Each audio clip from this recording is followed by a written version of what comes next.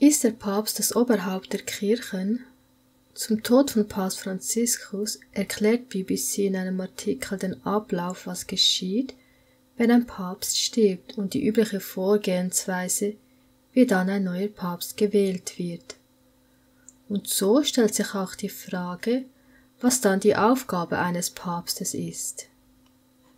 Der Papst ist das Oberhaupt der katholischen Kirche und eine wichtige Autorität für die rund 1,4 Milliarden Katholiken auf der Welt. Sie glauben, dass der Papst eine direkte Linie zu Jesus Christus darstellt. Er gilt als lebender Nachfolger des heiligen Petrus, der wichtigste der ersten Jünger Christi der Apostel war. Und, so sagt man, der erste Papst. In diesem Video wollen wir uns 7 Lehren der katholischen Kirche in Bezug auf das Papstamt anschauen und sehen, was davon überhaupt biblisch ist oder nicht. Und bevor wir beginnen, möchte ich gleich im Voraus klarstellen, dass es hier nicht darum geht, gläubige Katholiken anzugreifen, sondern ganz einfach bestimmte Lehren, die vom Katholizismus nun mal gelehrt werden, mit der Bibel zu vergleichen und so dem Zuschauer die Möglichkeit geben, selber zu entscheiden, wem seine Loyalität gelten soll, Menschenwort oder Gotteswort. So lehrt die katholische Kirche, dass Petrus der Fels ist. Catholic Answers schreibt dazu, das Neue Testament enthält 5 verschiedene Metaphern über die Gründung der Kirche. Eine umstrittene Metapher ist die Bezeichnung Jesu Christi für den Apostel Petrus als Fels. Du bist Petrus und auf diesen Felsen werde ich meine Kirche bauen und die Pforten der Hölle werden sie nicht überwältigen. Manche haben versucht zu argumentieren, dass Jesus nicht gemeint habe, dass seine Kirche auf Petrus gebaut werden würde, sondern auf etwas anderem. Manche argumentieren, dass es in dieser Passage einen geringfügigen Unterschied zwischen dem griechischen Begriff für Petrus, Petros, und dem Begriff für Fels, Petra gibt, ignorieren dabei jedoch die offensichtliche Erklärung. Petra, ein weibliches Substantiv, wurde lediglich in eine männliche Endung umgewandelt, da man einen Mann, Petrus, nicht als weiblich bezeichnen würde. Die Änderung des Geschlechts habe rein stilistische Gründe. Doch ist das wirklich so? Wurde einfach nur ein weibliches Substantiv in eine männliche Endung umgewandelt, weil man einen Mann nicht als weiblich bezeichnen kann? Wenn der Grund für die Unterscheidung zwischen Petrus und Petra einfach nur die Änderung des Geschlechts war, wie erklären Sie sich dann, dass Jesus selbst als Fels, also griechisch Petra, und nicht Petrus bezeichnet wird? Denn sie tranken aus einem geistlichen Felsen, der ihnen folgte, der Fels aber war Christus. Nach dieser Argumentation wäre es demnach okay, wenn Jesus mit diesem weiblichen Substantiv bezeichnet wird, Petrus aber nicht? Dieser Vergleich hinkt. Schauen wir uns also diesen Bibelvers in Matthäus 16 einmal genauer an. Schließlich ist er der wahrscheinlich wichtigste Text aus der Bibel, der die Lehre der apostolischen Nachfolge und die Einführung des Papstamtes untermauern soll.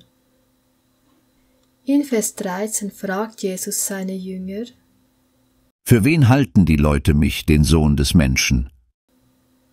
Und diese antworteten ihm: Etliche für Johannes den Täufer, andere aber für Elia, noch andere für Jeremia oder einen der Propheten. Dann fragte Jesus weiter: Ihr aber, für wen haltet ihr mich? Worauf Petrus antwortete: Du bist der Christus, der Sohn des lebendigen Gottes. Worauf Jesus ihm antwortete: Glückselig bist du, Simon, Sohn des Jona, denn Fleisch und Blut hat dir das nicht geoffenbart, sondern mein Vater im Himmel.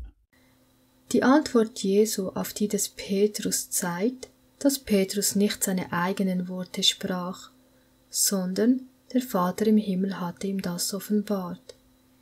In 1. Korinther 2, Vers 10 lesen wir: Uns aber hat es Gott offenbart durch seinen Geist, denn der Geist erforscht alle Dinge, auch die Tiefen der Gottheit. Und in Psalm 25, Vers 14: Das Geheimnis des Herrn ist unter denen, die ihn fürchten, und seinen Bund lässt er sie wissen. Und dann sagte Jesus weiter, nachdem er dieses Zeugnis nicht dem Petrus, sondern seinem Vater im Himmel zuschrieb, der dem Petrus dies offenbart hatte: Und ich sage dir auch, du bist Petrus. Das griechische Wort für Petrus in diesem Vers ist Petros und bedeutet Kieselstein oder kleiner Stein. Was meinte Jesus also, als er weiter sagte: Und auf diesen Felsen will ich meine Gemeinde bauen? Worauf bezieht sich dieser Fels? Manche meinen Petrus, manche das Bekenntnis des Petrus und manche Christus. Wer hat recht? Das griechische Wort für Felsen ist hier Petra und bezeichnet einen massiven, unbeweglichen Felsen. Und wie bereits gesagt, Petrus bedeutet ein kleiner Kieselstein, der leicht bewegt werden kann. Lassen wir die Bibel darauf antworten, wer der Fels ist. Mose hatte Jahrhunderte vor dem Kommen Christi auf den Fels des Heils für Israel hingewiesen. Und er verwarf den Gott, der ihn geschaffen hat, und er verachtete den Fels seines Heils. Er ist der Fels, vollkommen ist sein Tun, ja, alle seine Wege sind gerecht. Ein Gott der Treue und ohne Falsch, gerecht und aufrichtig ist er. Gott ist mein Fels, in dem ich mich berge, mein Schild und das Horn meines Heils, meine sichere Festung und meine Zuflucht, mein Retter. Gepriesen sei mein Fels, und Gott, der Fels meines Heils, sei hoch erhoben. Und wer ist ein Fels außer unserem Gott? Nur er ist mein Fels und mein Heil, und sie gedachten daran, dass Gott ihr Fels ist und Gott der Höchste ihr Erlöser. Du bist mein Vater, mein Gott und der Fels meines Heils. Und bei Jesaja steht geschrieben: Darum spricht Gott der Herr: Siehe, ich lege in Zion einen Grundstein, einen bewährten Stein, einen kostbaren Eckstein, der fest gegründet ist. Stellt euch vor, ihr habt als Hebräer diesen Background. Ihr kennt all diese Verse, die von Gott aus dem Felsen sprechen. Wie könnte da Petrus so anmaßend gewesen sein, wirklich zu glauben, dass er damit gemeint sein soll? Aber nein, sowohl Petrus als auch die Jünger hatten es richtig verstanden. Jesus meinte sich selbst mit diesem Felsen, auf den er seine Kirche bauen würde, und nicht auf Petrus. Denn die Jünger waren mit dem Alten Testament vertraut und wussten, dass der Fels eine Bezeichnung für Gott ist. Auf diesen Felsen will ich meine Gemeinde bauen, sagte der Herr in Matthäus 16, Vers 18. Und wenn man diese Aussage mit dem Hintergrundwissen, das uns die Bibel gibt, liest, dann kann man diesen Text gar nicht falsch verstehen. Wieso sollte Jesus einen einzigen seiner Jünger über alle anderen stellen, wo sie doch untereinander gestritten haben, wer von ihnen der Größte sei? Hätte Jesus Petrus dazu auserkoren, dann wären diese Streitereien darüber, wer der Größte ist, gar nicht nötig gewesen. Vielmehr sehen wir, dass Jesus Folgendes zu seinen Jüngern sprach: Aber Jesus rief sie zu sich und sprach: Ihr wisst, dass die Fürsten der Heidenvölker sie unterdrücken und dass die Großen Gewalt über sie ausüben. Unter euch aber soll es nicht so sein, sondern wer unter euch groß werden will, der sei euer Diener, und wer unter euch der Erste sein will, der sei euer Knecht.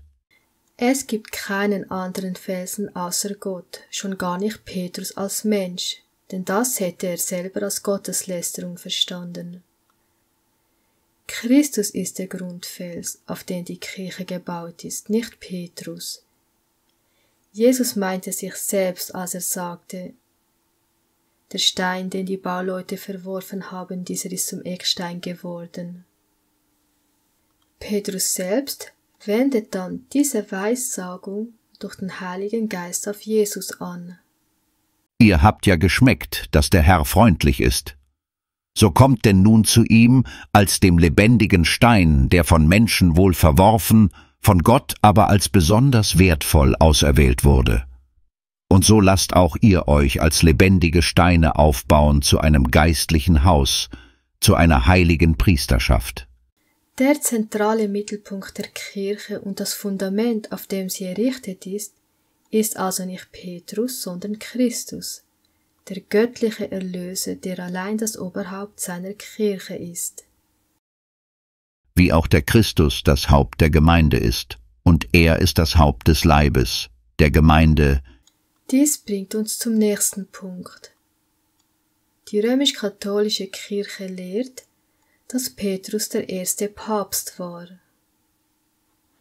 Wenn dem so ist, wieso lesen wir dann in der Bibel, dass Petrus verheiratet war? Und Priester dürfen in der katholischen Kirche ja nicht heiraten. Petrus trug auch nie eine Krone oder einen Fischhut, wie es die Priester des Dagon tun. Petrus ließ auch keine Menschen sich vor ihm verneigen, so aber das Oberhaupt der katholischen Kirche. Petrus stellte die Traditionen der Väter nicht über Gottes Wort, wohingegen die katholische Lehre auf Menschenwort und Traditionen basiert. Petrus besaß auch kein Vermögen, so wie der Papst, und er trug auch nie die Titel heidnischer römischer Kaiser, wie Pontifex Maximus, was so viel wie oberster Brückenbauer zwischen Erde und Himmel heißt. Wenn ein Papst diesen Titel annimmt, ist das Gotteslästerung gegen Christus. Petrus sprach nie wie ein Papst, benahm sich nie wie ein Papst, kleidete sich nie wie ein Papst, und die Menschen begegneten ihm nie wie einem Papst. Petrus war zweifellos ein großer Apostel und spielte eine wichtige Rolle in der frühen Kirche.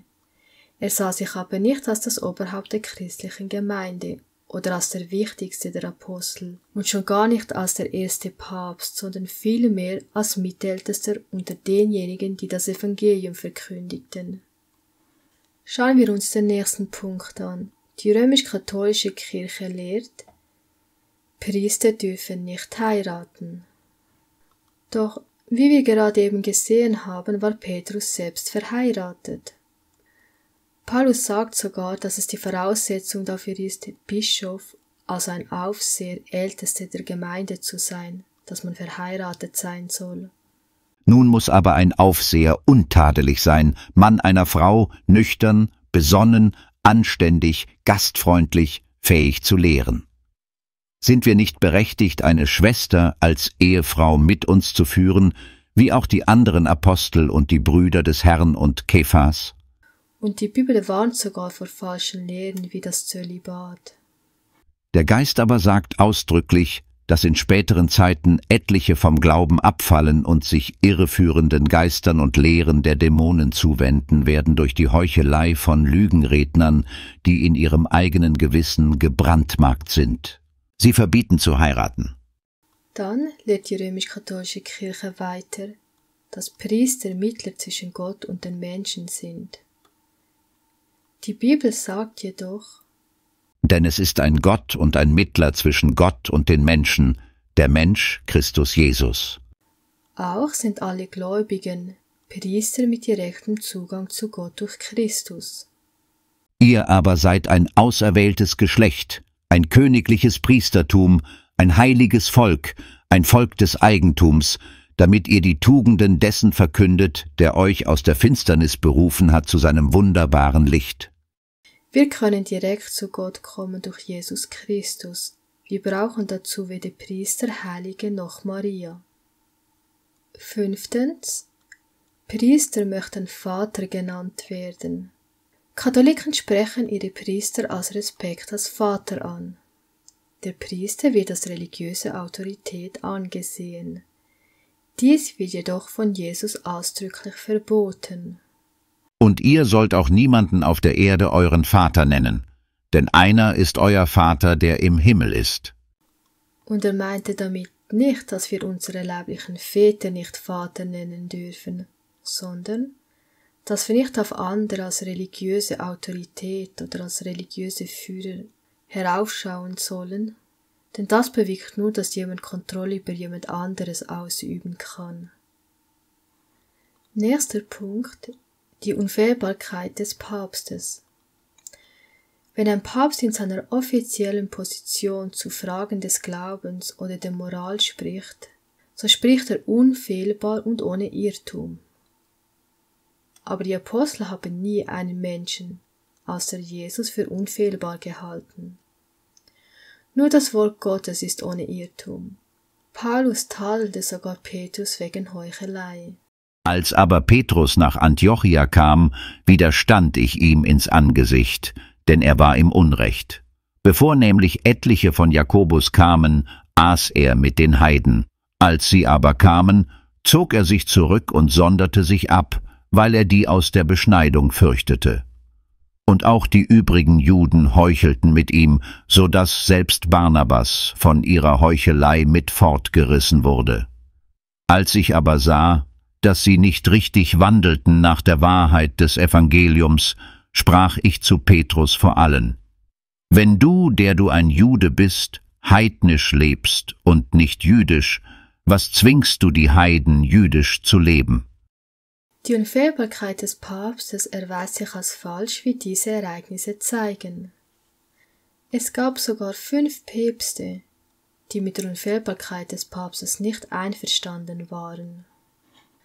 Papst Eugen IV. Ließ Jeanne d'Arc als Hexe bei lebendigem Leib verbrennen, doch später erklärte Papst Benedikt, das war 1919, sie als heilig. Papst Stephan VI. Ließ den toten Papst Formosus ausgraben, vor Gericht stellen, verhören, ihm die Finger abhacken, ihn durch die Straßen Roms schleifen und ihn in den Tiber werfen. Papst Hadrian II. Erklärte die Zivilehe für gültig, Papst Pius VII. Hingegen erklärte sie für ungültig. Der Papst und der Vatikan rieten der deutschen katholischen Partei, für Nazi-Kandidaten zu stimmen. 1933 unterzeichneten der Vatikan und Hitler ein Konkordat, in dem die katholische Kirche der Nazi-Regierung die Treue schwor. All diese Fehlurteile und Widersprüche zwischen den Päpsten widerlegen mit Sicherheit für jeden ehrlichen, aufgeschlossenen Menschen die Unfehlbarkeit des Papstes. Kommen wir zum letzten Punkt, den wir uns in diesem Video anschauen möchten. Die Beichte bei einem Priester und Sündenvergebung, um Absolution zu erlangen. Das katholische Kirchenrecht besagt, dass ein Priester die Vollmacht hat, Sünden zu vergeben und dass die Beichte bei einem Priester mindestens einmal im Jahr zur Erlösung notwendig ist. Die Bibel nennt folgende Beispiele für die Vergebung von Sünden und Bekennen der Sünden. Ausschließlich bei Gott. Denn nur Gott, der Vater und Jesus können Sünden vergeben. Als aber Jesus ihren Glauben sah, sprach er zu dem Gelähmten: Sohn, deine Sünden sind dir vergeben. Es saßen aber dort etliche von den Schriftgelehrten, die dachten in ihren Herzen: Was redet dieser solche Lästerung? Wer kann Sünden vergeben, als nur Gott allein? Als Petrus Christus verleugnete, bekannte er es Gott und ihm wurde vergeben. Doch als Judas Jesus verriet, bekannte er es den Priestern und beging anschließend Selbstmord. Paulus vergab nicht die Sünden des Kerkermeisters von Philippi, und als Simon von Samarien nach seiner Taufe sündigte, sagte Petrus zu ihm, er solle Gott um Vergebung bitten. Also Petrus hörte sich nicht seine Beichte an und vergab ihm dann seine Sünden. Die Apostel hörten nie Beichten. Vielmehr sagte Petrus über Jesus: Jeder, der an ihn glaubt, empfängt Vergebung der Sünden durch seinen Namen. Petrus vergab weder die Sünden des Cornelius noch sonst eines Menschen. Katholiken ziehen die Tradition der Bibel vor und nutzen sie als Autorität für ihre Glaubenslehre. Jesus tadelt jedoch menschliche Tradition. Da kamen die Schriftgelehrten und Pharisäer von Jerusalem zu Jesus und sprachen: Warum übertreten deine Jünger die Überlieferung der Alten? Er aber antwortete und sprach zu ihnen: Und warum übertretet ihr das Gebot Gottes um eurer Überlieferung willen? Und so habt ihr das Gebot Gottes um eurer Überlieferung willen aufgehoben. Ihr Heuchler! Treffend hat Jesaja von euch geweissagt, wenn er spricht: Dieses Volk naht sich zu mir mit seinem Mund und ehrt mich mit den Lippen, aber ihr Herz ist fern von mir. Vergeblich aber verehren sie mich, weil sie Lehren vortragen, die Menschengebote sind. Daher sollten wir jede menschliche religiöse Tradition ablehnen, die nicht in der Bibel steht und mit dieser übereinstimmt. Die Entscheidung liegt bei jedem Einzelnen von uns, ob wir Traditionen und Menschenwort höher schätzen als Gottes Wort. Oder ob wir so wie Petrus und die Apostel sagen, dass man Gott mehr gehorchen muss als den Menschen. Wenn Jesus das Haupt der Gemeinde ist, dann ist der Papst nichts anderes als jemand, der an der Stelle von Christus stehen möchte. Wem möchten wir also dienen? Gott oder Menschen? Möge Gott dir bei dieser Frage zur Seite stehen. Ich wünsche dir Gottes Segen.